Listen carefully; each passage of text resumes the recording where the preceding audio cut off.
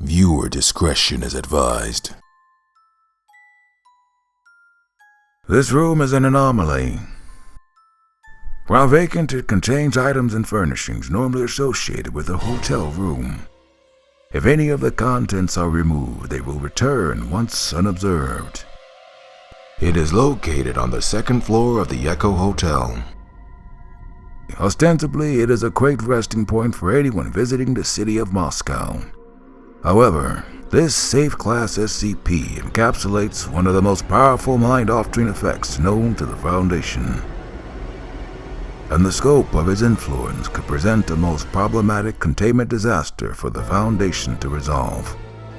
And so far, nobody has been able to resist its effects. To activate it, one need only enter.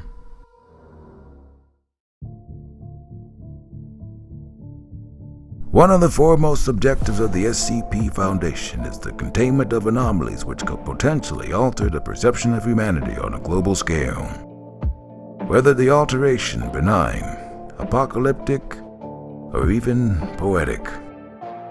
Join me as we have an intimate look inside SCP-5062.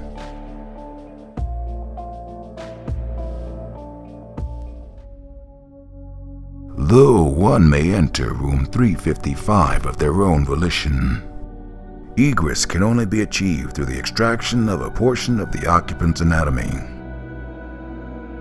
The body part required varies from person to person. A tool will appear on the desk.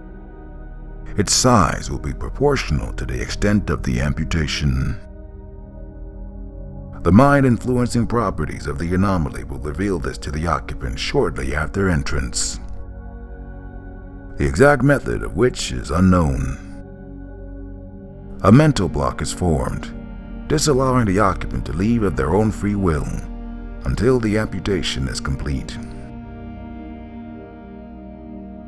The cognition-influencing properties also extends to anyone outside the room, as their minds are seemingly altered, preventing the mere contemplation of extraction of the occupant. This effect has no known limitations. The severity of the amputation and the effects on the victim seems to be that of a poetic nature. In some cases, the victim expires in the process of extraction. The tool will then become animate in these cases and finish the extraction. As was the case with test subject D4388. In others, as in the instance where it was first discovered, the tip of a fingernail was extracted. If the victim does not expire during the process, they will experience elevated levels of generosity and altruism, increased levels of charisma, or a greater desire to enact a positive change in the world. The nature of the mutilation does not in all cases exclude the possibility of locomotion, or even abilities contingent to the presence of the severed part. In the test case with D9319, for instance, the tongue was removed. However, he was still capable of speaking, as the poetic effects made him more truthful when dealing with staff. He would go on to donate his personal funds to the victims of fraud.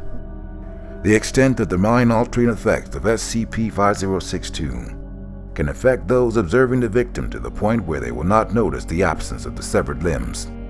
Such was the case of D-Class 5222, which the media dubbed the Salvage Ripper, responsible for the deaths of numerous individuals, many of whom were vagrants. In his test case, the extraction tool manifested as a large pair of garden shears.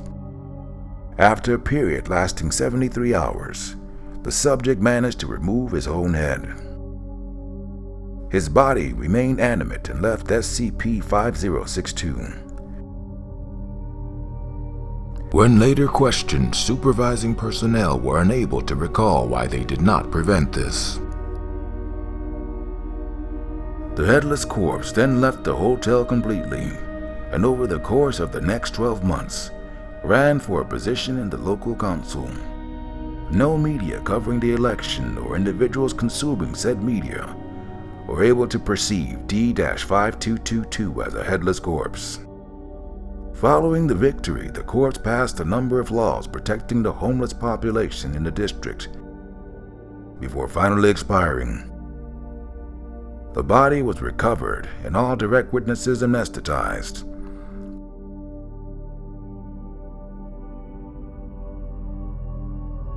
The Foundation was forced to resort to a sophisticated misinformation campaign to successfully prevent the breaching of the veil. As a result, testing involving individuals guilty of numerous counts of first-degree murder was suspended indefinitely.